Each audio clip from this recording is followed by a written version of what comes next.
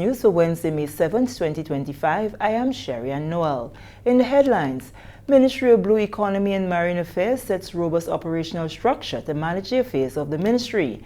And the Fiscal Resilience Oversight Committee says Grenada's economy experienced a 3.7% growth rate in 2024, which was accompanied by a lowering of inflation. We'll have the details to this story and more when we return. Climate change is real, bringing hotter days and less rain. Less rain means less water, so it is crucial for all of us to conserve water at home. When washing my fruits and vegetables, I use a bowl of water, and later I reuse it to water my plants. This is how I save water at home. What are you waiting for?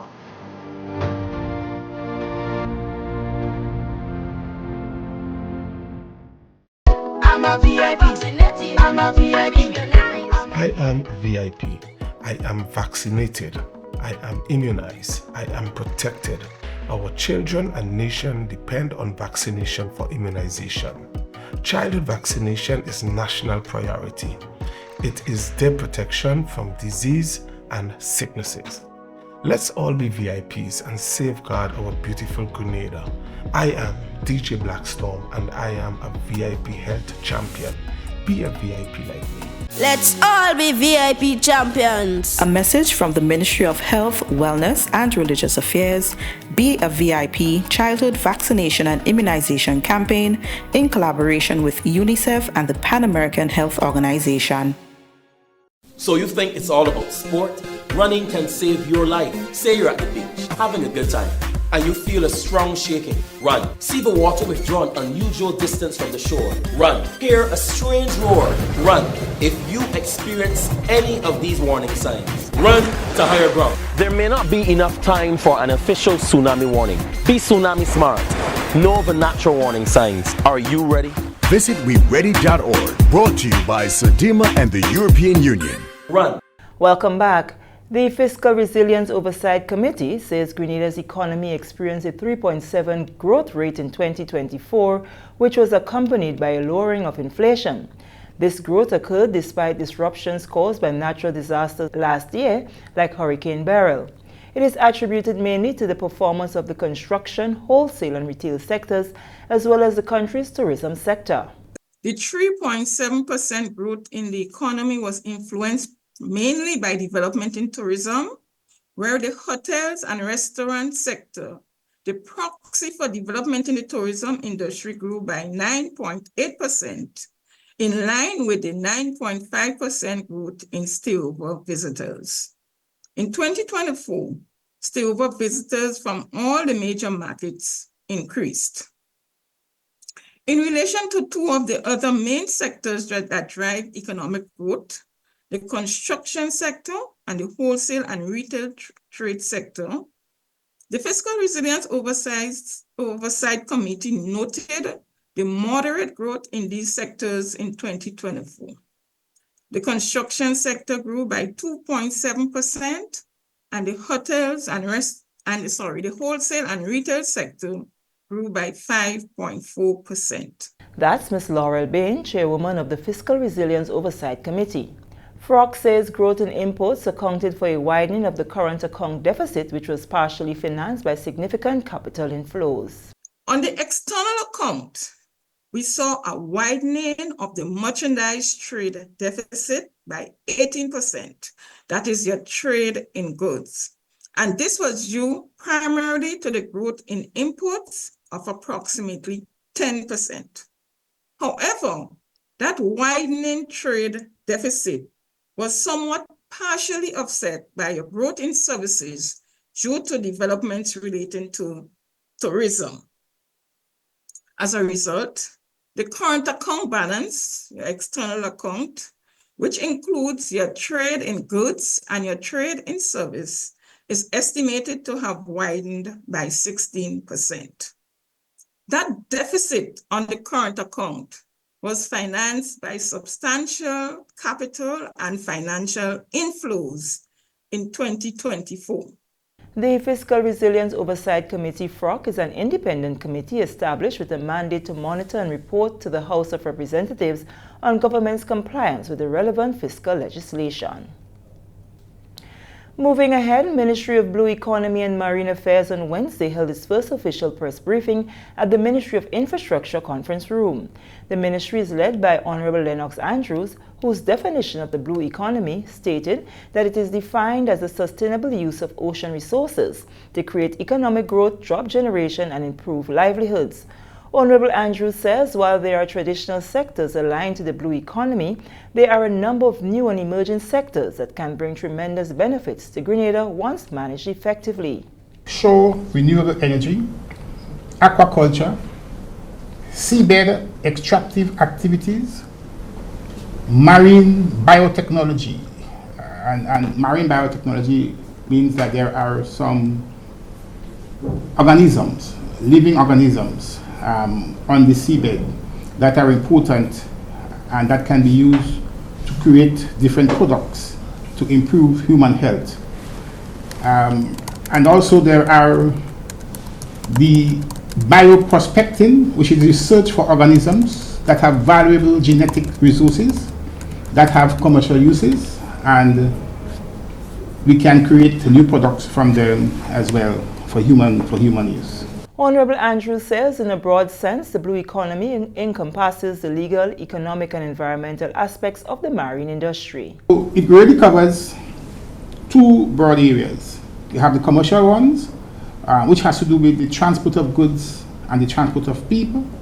And you have the non-commercial aspect, which covers issues like research, issues like exploration, issues like defense. Now, our ministry's mandate is very much in keeping with that definition and those two broad areas I referred to. While some may question the need for a Ministry of Blue Economy and Marine Affairs, Honorable Andrews says it's a critical component of the government's transformational agenda based on the economic benefits to be derived. The world has long recognized the great potential that exists in the ocean for economic activities. It is stated that everything that is on land can also be found, and even more, in our oceans. Which means, therefore, that the sea poses great potential for economic activity and for new economic activity. And it is also instructive to note that our marine space, our sea space, is 77 times greater than our land space.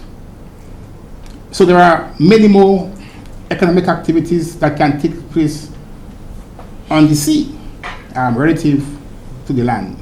Javon Williams, Permanent Secretary in the Ministry of Blue Economy and Marine Affairs, during a press brief on Wednesday, shared the government's vision for the ministry. It reads Grenada as a global leader in innovative and responsible ocean-based development that will guide the way forward for the ministry. In order for the Ministry of Blue Economy and Marine Affairs to fulfill its vision, a strategic operational structural plan has been developed with the aim of capturing two distinctive branches, the administrative branch and the technical branch. Williams says the structure is of critical importance in moving the ministry forward, as the goal is to be responsible in the way they manage the affairs of the ministry. Under the administrative branch, it is normal for ministries to have basic officers as your SAO, your senior administrative officers, your accounts officers, and the other things. But specific that we want to mention is that most ministries may have a public relation officer, but we are up to find what we call a communication and outreach officer, specific to that administrative arm. Additionally, we are looking to have a legal base officer embedded in the ministry, a change management officer, and a research and development officer. These additional units, though not new in administration, but specific to us, we want them directly embedded in the ministry so we can have our development properly guided and informed. A number of technical units, he says, will also form part of the structure to ensure that the ministry remains responsible in the way it manages the ministry's mandate. We have 5 main technical units that we are intended to fill, where we'll have basic senior persons manning. So we're looking, one we already have, which is the fisheries management. Fisheries is under the ministry, and we have our chief fisheries officer. We are looking to have a senior marine project and development officer as the other unit. We're looking to have a marine business and development officer, because if you are looking for economic activity, we can only strengthen that through the private sector, investment and development. So we have to have an officer there.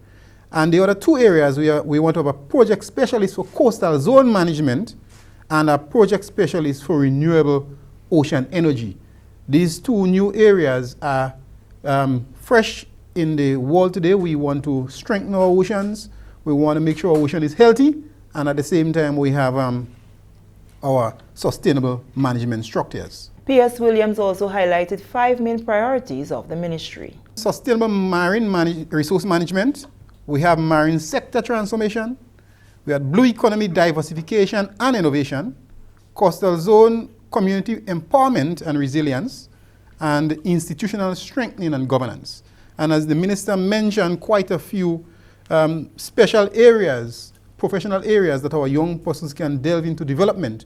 Once you come with the requisite qualification, there are room in the ministry for future development for our young people.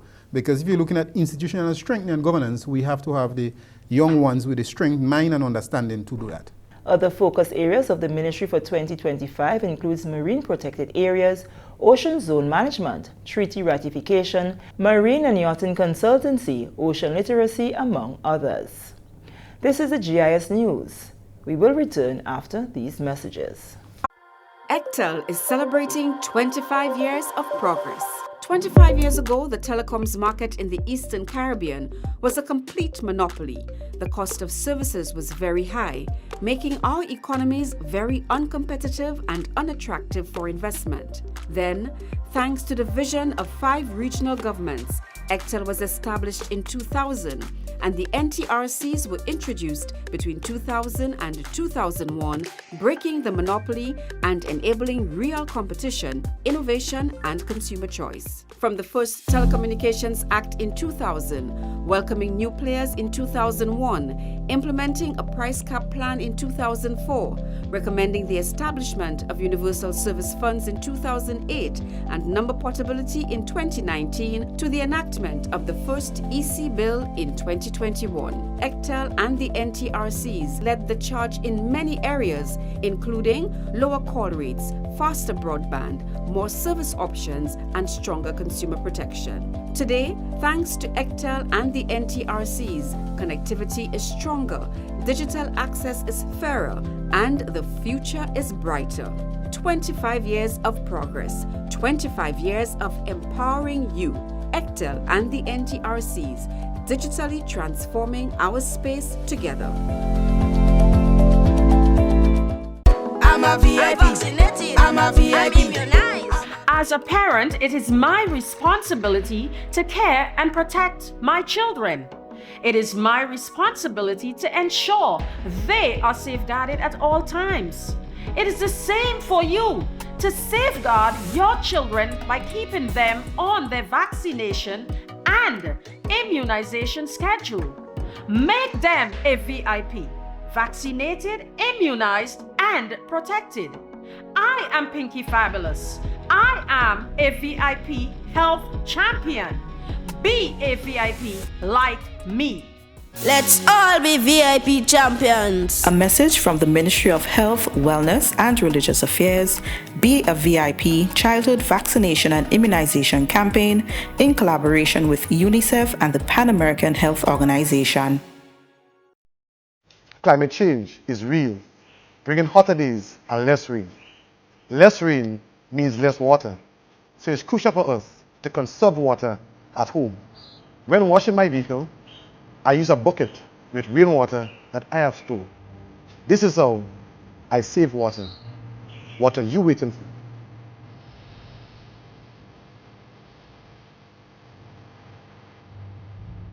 Welcome back. Ambassador Jerry Eno, Special Envoy for Oceans with the Ministry of the Blue Economy and Marine Affairs, during a press briefing on Wednesday, stated that the issue of sargassum affecting the region dates back 14 years. Sargassum, he says, is a marine plant that floats originating from an area in the North Atlantic called the Sargasso Sea, where sargassum is trapped between 4 currents. Ambassador Eno made the reference while addressing the occurrence in Wester Hall of discoloration of the water in the bay, which was of concern to many who viewed the video in circulation. Eno says Grenada, because of its geographic location and its microtide, which causes slow movement of water, particularly in the enclosed bays, coupled with the deposits of Sargassum, which has since died and settled on the seabed, is a contributing factor to the decoloration of the bay in Wester Hall. The Wester Hall Bay is where that occurrence happened, where they saw the discoloration and the dying of fish and so on in that bay. What has happened is that it's an enclosed bay with very slow movement. Now what happened is that the Sargassum got into that area and it went to the bottom. And the rotten Sargassum creates something what you call an anoxic or hypoxic phenomena, which is the rotten Sargassum used up all of the oxygen in the water. It killed off the fish and the marine organisms in that area literally suffocated. That is what happened. And the Sargassum got to the bottom, smothered the seagrass beds and so on. The seagrass beds require light, so if they are covered, they cannot photosynthesize. So they die as well. He says the discoloration of the water and the stench that emanated was in no way as a result of human-induced activity. What you have happening is you have a release of hydrogen sulfide. That's what gave that pungent smell in the bay. So it's a combination of things that would have happened. We have slow-moving currents, and you have an influx of the Sargassum. The Sargassum gets to the bottom, rot, release the gas, the hydrogen sulfide, and the marine organisms died within that bay. So it is important that the general public understand what has happened, and it was not an anthropogenic or human-induced activity. No one dumped any pollution there. There were no drilling of oil in the area. It was literally a biological process that happened, and just because of the nature of the area, that has happened. So eventually, with the movement of the tides and the current in that area, the area would clean off eventually. Eno says it will take time for the water to clear as the bays are enclosed and circulation patterns in those areas are very slow. The Grenada Post Authority Maritime Affairs has revoked the license of MV Embassy with immediate effect. A release from the Grenada Post Authority states that the action has become necessary due to repeated infractions of overloading by operators of the vessel. For public knowledge, the GPA stated that MV Embassy licensed to hold 150 passengers, with very specific stipulations and distribution of passengers due to the construction of the vessel, with a limit of 50 passengers on the upper deck. The Grenada Post Authority had suspended the license of the vessel on 2 previous occasions, with the last episode occurring December 24, 2024. In spite of this, the practice of overloading continued unabated. The release went on to state that considering the consequential risk associated with the practice and the fact that prior warnings were articulated with both the captain and operators, the Grenada Post Authority had no choice but to revoke the license of MV Embassy to carry passengers for the benefit of public safety.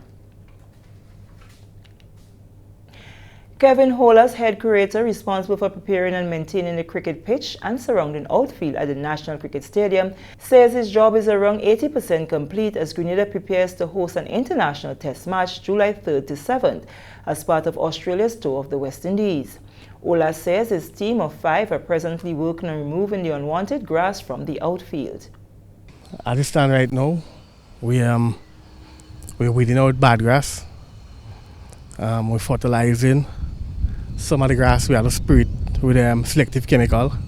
We start doing that in them already. For the square, we are preparing two end pitch for the day of the game, for it to practice.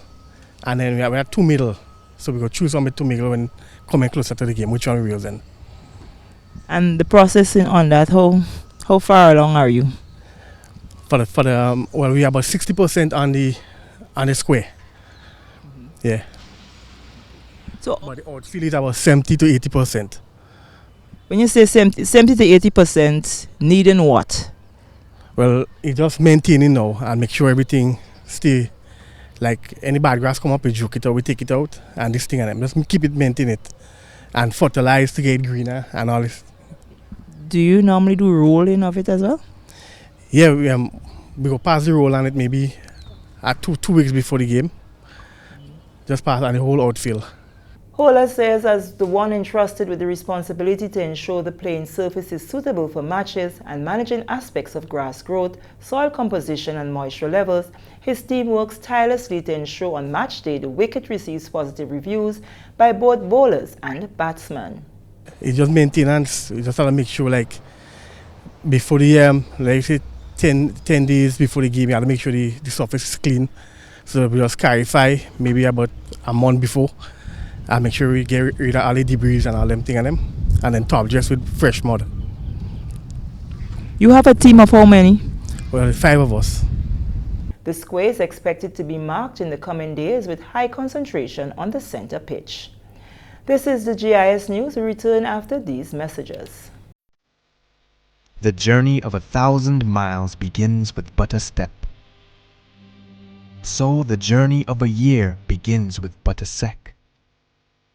1 second is the difference between old and new. The difference between what you have done and what you have to do. 1 second is the difference between who you were and who you are going to be. The difference between a year of expectations and a year of memories. Awaiting you is a year of opportunities and new moves. Just 1 final second to reflect. And then we must embrace indeed. I reckon 1 second is all we need.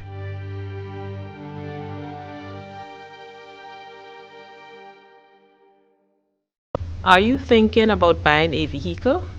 Did you find a company on social media? Stop. It may be a scam.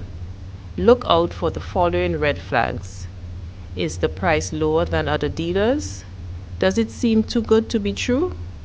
Are you sending the monies to the US even though you are ordering the vehicle from Japan? Does the address on the invoice match the address on the payment details? Are conversations limited to WhatsApp text? Is there a sense of urgency placed on you by the seller? You are about to be scammed. Do not take your hard-earned cash or even worse, a loan to send to these scammers. Once the money leaves Grenada's shores, you are not likely to get it back. Consider buying a vehicle already on island from an individual or a car dealer. Beware of these scammers. If in doubt, it's best to stay out. A message from the Financial Intelligence Unit. Global warming and sea level rise are of increasing concern to coastal communities of the Caribbean. Approximately 70% of this problem is caused by the production of electricity using petroleum fuels. Electricity production from renewable energy technologies such as wind, hydro, biomass and geothermal are proven solutions to replace petroleum fuels while saving valuable foreign exchange. The Caribbean Renewable Energy Development Program is working with regional governments to transform the electric sector and thereby ensure the optimal addition of renewable energy into the region's electricity supply. CREDIP, working towards a sustainable energy future for the Caribbean. Welcome back. The Grenada Cooperative Bank Limited, through its annual Pump It Up Family Fun Walk, which is in its 14th year, raised a record-breaking $69,000 for the Princess Royal Hospital in Carriacou. On April 6th, the Carriacou leg of the walk was held where, despite the lingering effects and memories of Hurricane Beryl still fresh on the minds of many, participated and completed the route from Harveyville to Hillsborough, where Co-op Bank donated $5,000 to the hospital at the end of the walk. The main event in Grenada, held on May 4th, saw a record turnout of participants walking from Montrouge Playing Field to Karani James Athletic Stadium, some of whom took the challenge route up Luther's Lane, down Maris Hill and through River Road. Since 2009, Pump It Up has supported 8 local institutions and continues to promote healthier lifestyles across the nation through community engagement and wellness awareness. And finally in the news, Grenada Cricket Association applauds government's initiative to refurbish the National Cricket Stadium, as upgraded, well-maintained facilities are important to enable both players and patrons to the facility comfortable and memorable experiences. Those were the sentiments of President of the Grenada Cricket Association, Norman Gilbert, as he looks ahead to the many benefits that local cricketers can gain from the top-class facility. We are expecting that with the completion of the National Stadium, there will be more matches coming to Grenada. We have had a break for the last 18 months or so for construction work to have happened. Obviously, we would have improved facilities in terms of the outfield as well as the general stadium. The players area is also going to be retrofitted with new planes of equipment, and we also have the construction of new lockers and the bathroom facilities upgraded and so on.